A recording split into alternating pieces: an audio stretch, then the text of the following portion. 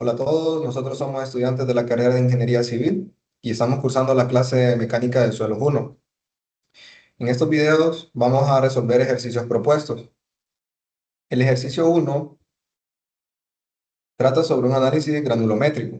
De un análisis granulométrico por tamizado realizado sobre una muestra de 1800 gramos, se obtuvieron los siguientes datos, que son los que tenemos en esta tabla, donde la tabla consta de el tamiz, la abertura y el peso retenido.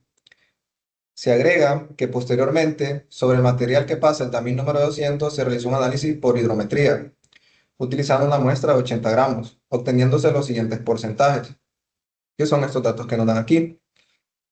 En los ensayos de límite de consistencia se determinó que el límite líquido es igual al 32% y el límite plástico es de 28%. Se nos solicita construir la curva granulométrica, encontrar el coeficiente de uniformidad, el coeficiente de curvatura, determinar el porcentaje de grava, arena, limo y arcilla, estimar el índice de plasticidad y clasificar por Zux y Ashton. Además que, considerando que la ecuación de Hansen es válida, calcularla para el coeficiente de permeabilidad. Lo primero que se realizó fue la tabla, en el cual nosotros solamente teníamos lo que era el tamiz, la abertura y el peso retenido. Se agregó otra columna en el cual se puso el retenido acumulado. Y el retenido acumulado es el retenido acumulado del primer tamiz más la suma del peso retenido del tamiz siguiente. Por eso en el tamiz de 3 cuartos es 90, ya que el retenido acumulado anterior es 0 y el de él es 90. Para el tamiz de abertura número 4, el retenido acumulado sería 90 más 210, por eso 300, y así sucesivamente para todos los tamices. Luego, para calcular el peso total, solamente es la suma del último de los retenidos acumulados más el fondo, dándonos un total de 1800. Luego tenemos el porcentaje retenido. El porcentaje retenido es el retenido acumulado sobre el peso total por 100 para todas las tamices. Y luego tenemos el porcentaje pasado, que el porcentaje pasado eh, solo es la resta de 100 menos el porcentaje retenido para también todos los tamices. Esta tabla nos sirve para graficar lo que es la curva granulométrica, en el cual se grafica en el eje Y el porcentaje pasado y en el eje X la abertura en milímetros, tomando en cuenta que la abertura en milímetros tiene que ir en escala logarítmica. Además de eso, para los datos que nos dan por hidrometría, tenemos que hacer el pasado corregido. El pasado corregido para estos datos es el porcentaje pasado del tamiz número 200 por el porcentaje pasado del tamiz con abertura de 0.02 milímetros sobre el peso total para cada uno de los tamices y tenemos el pasado corregido. Cabe recalcar que esto también va a ir puesto en nuestra gráfica, donde también depende de la abertura y el pasado corregido. En nuestro ejercicio también nos piden sacar lo que es el porcentaje de gravas, arenas, limos y arcillas. El porcentaje de gravas es el 100% menos el porcentaje pasado del tamiz número 4, que en este caso es 83.33, dándonos un resultado de 16.67. Las arenas es el resultado de la resta del tamiz número 4 menos el tamiz número 200, dándonos un resultado de 72.50. Y el limo es la resta del tamiz número 200 menos el tamiz de abertura de 0.002 milímetros, dándonos un resultado de 9.05%. Y para la arcilla es el tamiz pasado de abertura de 0.002 milímetros. Y ya tenemos lo que son las gravas, arenas, el limos y arcilla. Luego construimos lo que fue nuestra curva granulométrica. En el eje Y van los porcentajes pasados y en el eje X van las aberturas. La curva en color azul representa lo que es por el método del tamizado y la curva en color verde representa por el método de hidrometría, con los porcentajes pasados corregidos. Esta curva nos sirve para sacar el diámetro efectivo al 10%, al 30% y al 60%. Al 10% nos da un diámetro efectivo de 0.06. Al 30% nos da un diámetro efectivo de 0.28. Y al 60% nos da un diámetro efectivo de 1.2. Estos diámetros nos sirven para sacar el coeficiente de uniformidad, que la fórmula es el diámetro efectivo, el 60% sobre el diámetro efectivo al 10%, dándome un valor de 20. Y también nos sirve para sacar el coeficiente de curvatura, que es el diámetro efectivo al 30% elevado al cuadrado sobre el diámetro efectivo al 10% por el diámetro efectivo al 60%, dándome un coeficiente de curvatura de 1.089. Además nos dicen que si la fórmula de Hassen es válida, podemos usar esta fórmula, donde el coeficiente de permeabilidad es igual a C, que es un coeficiente, por el diámetro efectivo del 10% elevado al cuadrado, que no es más que la multiplicación de coeficiente que es 1 por 0.06 elevado al cuadrado, dándome un resultado de 0.0036 centímetros sobre segundo.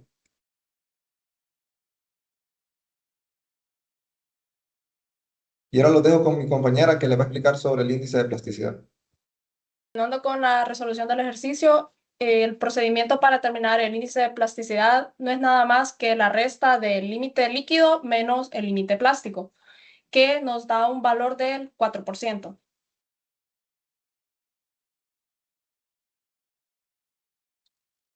Ahora continuamos con la clasificación AASHTO. Para realizar esta clasificación necesitamos el valor del porcentaje pasado del tamiz número 10, el número 40 y el número 200.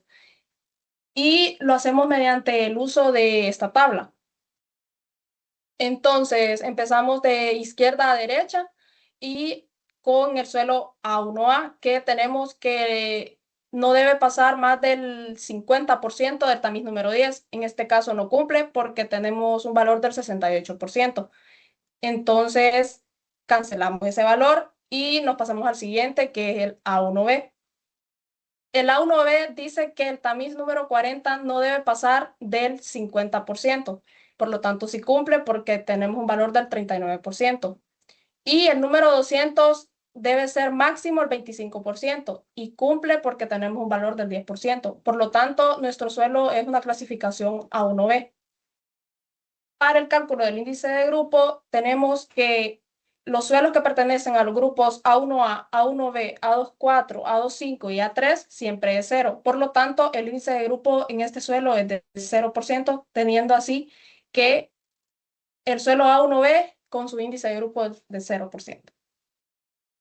En la clasificación SUX tenemos que vamos a utilizar el porcentaje de gravas, arenas y finos que fueron obtenidos anteriormente, así como el coeficiente de uniformidad y el coeficiente de curvatura, el límite líquido y el índice de plasticidad. Entonces tenemos que nuestro porcentaje de arenas es mayor que el porcentaje de gravas y el porcentaje de finos se encuentra entre el 5 y el 12%. Nuestro coeficiente de uniformidad es mayor a 6 y el coeficiente de curvatura se encuentra entre 1 y 3. Ahora, para determinar dónde se encuentra en la carta de plasticidad, vamos a graficar lo que es el límite líquido y el índice de plasticidad. Entonces, el límite líquido es del 32% y el índice de plasticidad es 4. Por lo tanto, se encuentra aproximadamente aquí, en la parte de abajo. Y en la gráfica vamos a tomar la parte donde dice finos de ML o MH. Entonces, después vemos que nuestro porcentaje de gravas es mayor al 15%. Por lo tanto, tenemos una arena bien graduada con limo y grava. De caudal. Este ejercicio nos dice lo siguiente. Para el permeámetro de la figura se han instalado dos manómetros en cada extremo que registran las presiones del punto A igual a 23 kilopascales y en el punto C igual a 5 kilopascales. Se mantiene un arreglo de suelos colocados de dos maneras diferentes en dos secciones adyacentes. La sección transversal es de 3.600 centímetros cuadrados. El ejercicio nos pide determinar las caídas en la carga hidráulica del punto A a B y del punto B a C. También encontrar el caudal circulante en el sistema. En el diagrama lo hemos dividido en dos secciones, de A a B y de B a C. El ejercicio ya nos da algunos datos que nos van a ayudar a resolver cada una de nuestras interrogantes. Por ejemplo, nos da las presiones, conocemos el área transversal, conocemos el área transversal en centímetros, y a esta la vamos a pasar a metros cuadrados. Luego también nos da lo que es el coeficiente de permeabilidad en cada uno de nuestros estratos. También tenemos lo que es el peso específico del agua. Para calcular la carga hidráulica usaremos las siguientes fórmulas, donde H es la carga hidráulica, P es la presión y gamma W es el peso específico del agua y Z1 es la altura del punto de referencia. Para el punto A usaremos una presión de 23 kilopascales entre 9.81, que es el peso específico del agua en general, más 0.3 metros. Para el punto 1, la carga hidráulica sería un total de 2.645 metros. Ahora, para el punto C, usaremos una presión de 5 kilopascales entre el peso específico del agua, que es 9.81 kilómetros, entre metros cúbicos, más la altura, que es 0.3 metros. Esto nos da un total para el punto C de 0.810 metros. Ahora, la caída total lo que haremos será restar la carga hidráulica del punto A menos la carga hidráulica del punto C. Eso sería 2.645 menos 0.810 metros. Eso sería un total de 1.835. Esta la usaremos para calcular el caudal más adelante. Calcularemos lo que es la permeabilidad, que lo dividiremos en dos bloques. El bloque 1, que son los que están en paralelo, y el bloque 2, que es los que están en serie. Empezaremos los que están en paralelo, que son los tramos de A a B, usando la fórmula de K equivalente igual a K1 más K2 más K3, esto el total entre 3.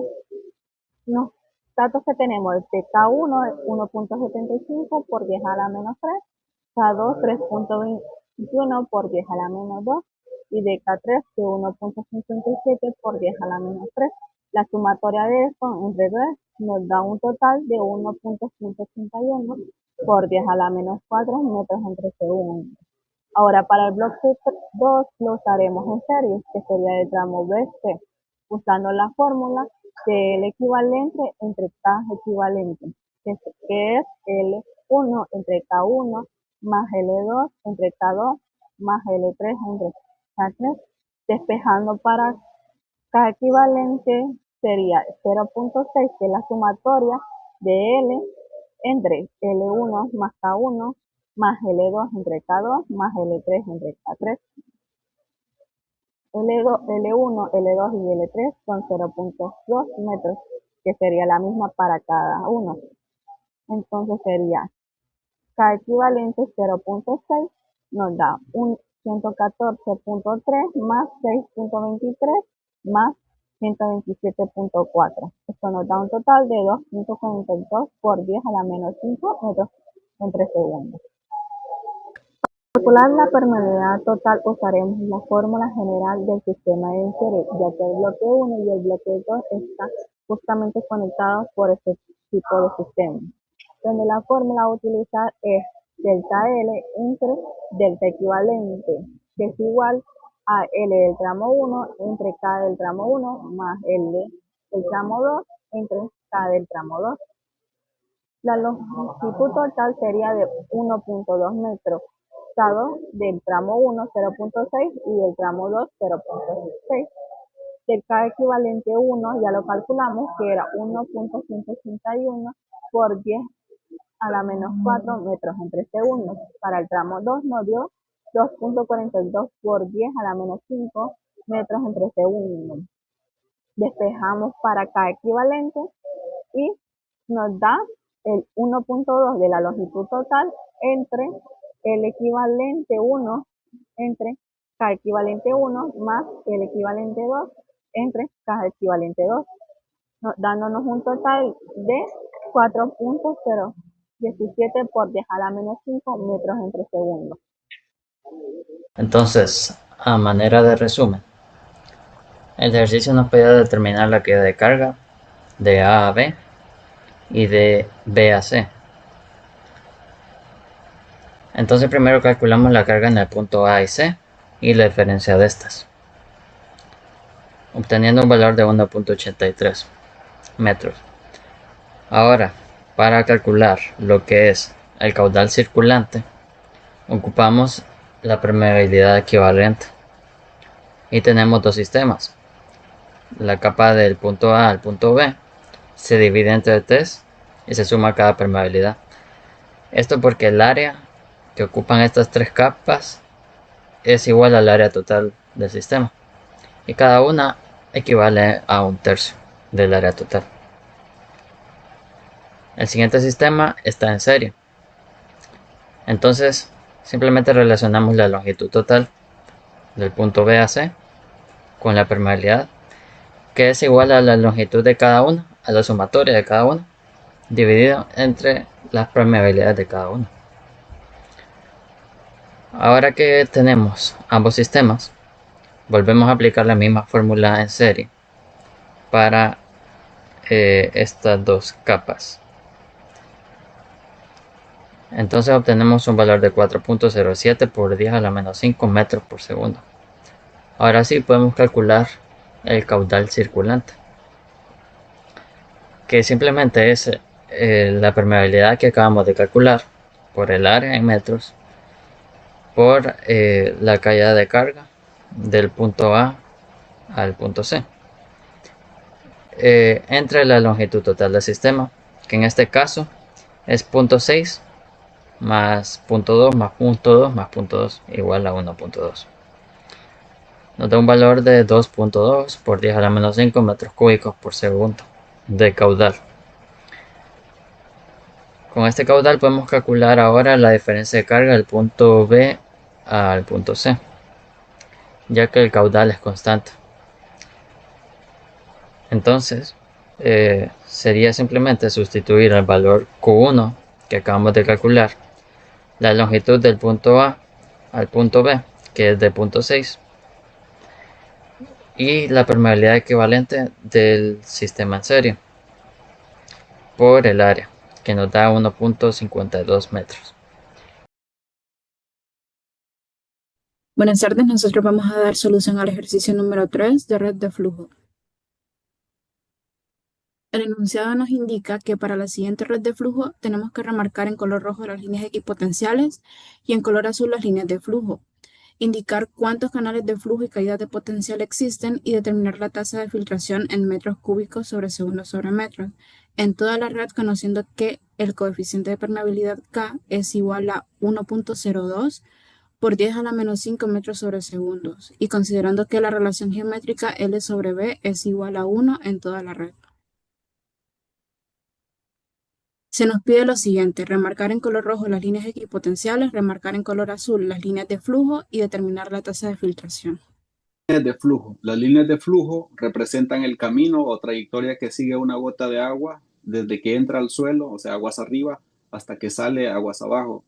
El agua no puede atravesar el concreto de la presa ni el estrato impermeable del fondo. Así ambos actúan como la primera y última línea de flujo. El flujo de agua se divide en canales cerrados. El agua que entra por el canal permanece en él hasta salir. Las líneas de flujo corren paralelas entre sí y se adaptan a las formas. Como se muestra en el diagrama, luego de trazar nuestras líneas se forman 4 canales de flujo. Estas líneas representan la dirección del flujo, o sea, de esa gota de agua. Y en este caso tenemos aquí la referencia de una tabla estaca y tenemos en la parte inferior el estrato impermeable. Las líneas de flujo vienen desde una carga hidráulica mayor a una carga hidráulica menor. Las líneas de equipotencia. Estas representan puntos de igual energía, carga hidráulica, a medida que el agua viaja a través de un suelo. Pierde energía debido a la fricción de las partículas del terreno. Si el agua entra con una carga de 10 y sale con 1.7, debe perder esa diferencia de energía, lo cual nos da 8.3 a lo largo de su recorrido. Cada línea marca un escalón de esa pérdida. La superficie del terreno aguas arriba, o donde entra el agua, tiene toda la energía inicial, por lo que es la primera línea equipotencial. La superficie del terreno aguas abajo, donde sale, es la última línea equipotencial. Se nos pedía en el ejercicio marcar con líneas rojas las líneas de equipotencia y pues podemos ver de que aquí en esta estructura fija, eh, ya que trazamos las líneas equipotenciales, procedemos a enumerar los canales o caídas de potencial. Como observamos en la imagen, tenemos numeradas desde la caída 1 hasta la caída 14. Esto nos permite dividir la pérdida total de carga entre el número de caídas para calcular la pérdida de energía en cada tramo, lo cual es fundamental para calcular caudales de filtración o presiones de poros en el suelo. Lo siguiente del ejercicio era el cálculo de la tasa de filtración. Usando los datos iniciales que nos dieron al principio del ejercicio en el enunciado, K igual 1.02 por 10 elevado a la menos 5 metros en 3 por segundo y L entre B igual a 1, en conjunto con los datos que obtuvimos al trazar las líneas de flujo y las líneas de equipotencia, pues aplicamos estas a la fórmula de la tasa de filtración, la cual es K, el cual ya se nos daba, H, el cual es la altura de la pérdida, que habíamos dicho previamente que era 8.3, el número de canales de flujo, el cual fueron 4, y N, que sería, en este ejercicio sería el mismo L entre B, que es igual a 1, y todo esto lo dividimos entre el número de caídas de potencial, el cual nos dio 14. Como resultado del ejercicio, al final nos dio una tasa de filtración de 2.42 por 10 elevado a la menos 5 metros cúbicos entre segundo entre metro. Resultado final, donde ya tenemos las líneas de equipotencia y las de flujo juntas, podemos ver que las líneas de flujo y las equipotenciales siempre se cortan a 90 grados y esto es debido a que el agua siempre va a buscar la ruta de menor resistencia, la cual es la perpendicular a la línea de igual energía. Entonces, con esto concluimos el ejercicio número 3. Gracias por su atención.